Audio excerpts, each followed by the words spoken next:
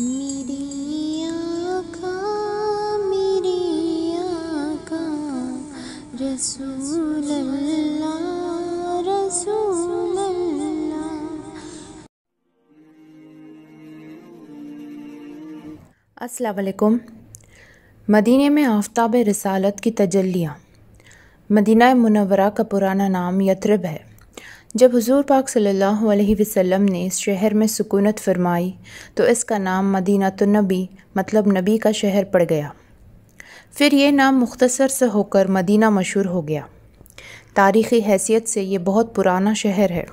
حضور پاک صلی اللہ علیہ وسلم نے جب اعلان نبوت فرمایا تو اس شہر میں عرب کے 2 قبیلے اوس اور خزرج اور کچھ یہودی آباد تھے۔ اوس اور خزرج کفار مکہ کی طرح بت پرست اور یہودی اہل کتاب تھے۔ اوس اور خزرج پہلے تو بڑے اتفاق و اتحاد کے ساتھ مل جل کر رہتے تھے، مگر پھر عربوں کی فطرت کے مطابق ان دونوں قبیلوں میں لڑائی شروع ہو گئی، یہاں تک کہ آخری لڑائی جو تاریخ عرب میں جنگ بعاث کے نام سے مشہور ہے، اس قدر بری اور خون خرابہ اس لڑائی میں ہوا تھا کہ بہت سارے بہادر جو اوس اور خزرج کے تھے وہ اس لڑائی میں شہید ہو گئے اور یہ دونوں قبیلے بے حد کمزور ہو گئے۔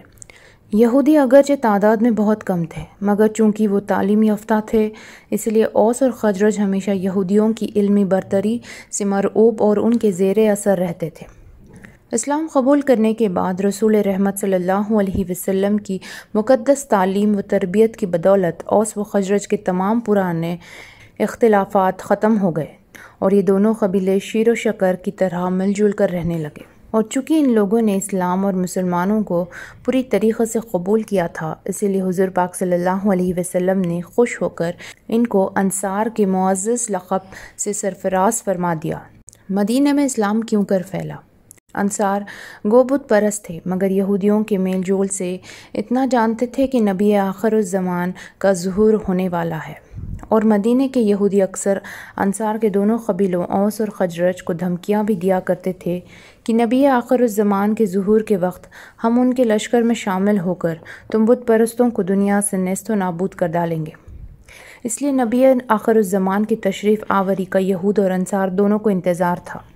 حضور پاک صلی اللہ علیہ وسلم معمول کے مطابق حج میں آنے والے قبائل کو دعوت اسلام دینے کے لیے مینا کے میدان میں تشریف لے گئے اور قرآن مجید کی آیتیں سنا کر لوگوں کے سامنے اسلام پیش فرمایا۔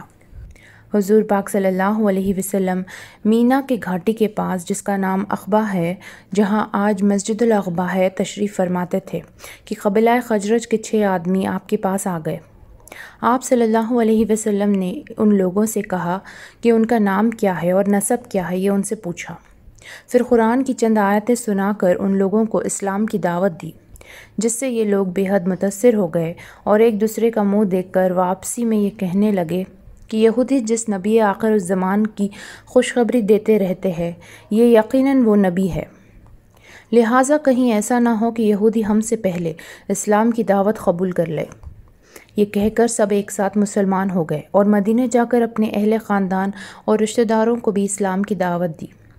ان 6 خوش نصیبوں کے نام یہ ہے: حضرت عقبہ بن عامر بن نبی، حضرت ابو امامہ اسد بن زرارہ، حضرت عوف بن حارث، حضرت رافع بن مالک، حضرت قطبہ بن عامر بن حدیدہ، حضرت جابر بن عبداللہ بن ریاب۔ دوسرے سال حج کے موقع پر مدینہ کے 12 اشخاص مینا کی اسی گھاٹی میں چھپ کر مشرف با اسلام ہوئے اور حضور پاک صلی اللہ علیہ وسلم سے بیعت ہوئے۔ تاریخ اسلام میں اس بیعت کا نام بیعت عقبہ اللہ ہے۔ ساتھ ہی ان لوگوں نے حضور رحمت عالم صلی اللہ علیہ وسلم سے یہ درخواست بھی کی کہ احکام اسلام کی تعلیم کے لیے کوئی معلم بھی ان لوگوں کے ساتھ کر دیا جائے۔ چنانچہ حضور پاک صلی اللہ علیہ وسلم نے حضرت مصعب بن عمیر رضی اللہ عنہ کو ان لوگوں کے ساتھ مدینہ منورہ بھیج دیا۔ وہ مدینہ میں حضرت اسد بن زرارہ رضی اللہ عنہ کے مکان میں ٹھہرے اور انصار کے ایک گھر میں جا کر اسلام کی تبلیغ کرنے لگے اور روزانہ 1-2 نئے آدمی آغوش اسلام میں آنے لگے، یہاں تک کہ رفتہ رفتہ مدینہ سے قبا تک گھر گھر اسلام پھیل گیا۔ قبیلہ اوس کے سردار حضرت سعد بن معاذ رضی اللہ عنہ بہت ہی بہادر اور با اثر شخص تھے۔ حضرت مصعب بن عمیر رضی اللہ عنہ نے جب ان کے سامنے اسلام کی دعوت پیش کی تو انہوں نے پہلے تو اسلام سے نفرت و بیزاری ظاہر کی، مگر جب حضرت مصعب بن عمیر رضی اللہ عنہ نے ان کو قرآن مجید پڑھ کر سنایا تو ایک دم ان کے اندر رقت طاری ہو گئی اور وہ اس قدر متاثر ہوئے کہ سعادت ایمان سے سرفراز ہو گئے۔ ان کے مسلمان ہوتے ہی ان کا قبیلہ اوس بھی دامن اسلام میں آ گیا۔ اسی سال بقول مشہور ماہ رجب کی 27ویں رات کو حضور پاک صلی اللہ علیہ وسلم کو بحالت بیداری معراج جسمانی ہوئی اور اسی سفر معراج میں 5 نمازیں فرض ہوئی۔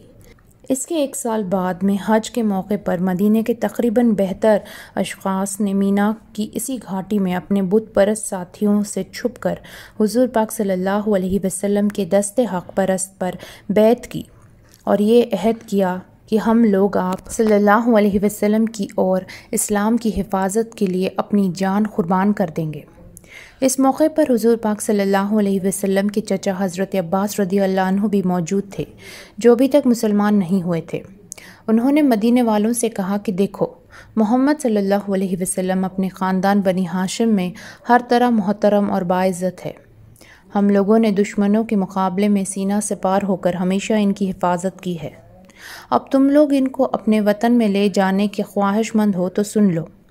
اگر مرتے دم تک تم لوگ ان کا ساتھ دے سکو تو بہتر ہے، ورنہ ابھی سے کنارہ کش ہو جاؤ۔ یہ سن کر حضرت برا بن عازب رضی اللہ عنہ طیش میں آ کر کہنے لگے کہ ہم لوگ تلواروں کی گود میں پلے ہیں۔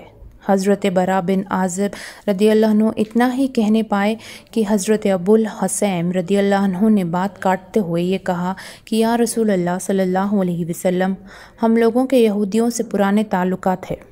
اب ظاہر ہے کہ ہمارے مسلمان ہو جانے کے بعد یہ تعلقات ٹوٹ جائیں گے۔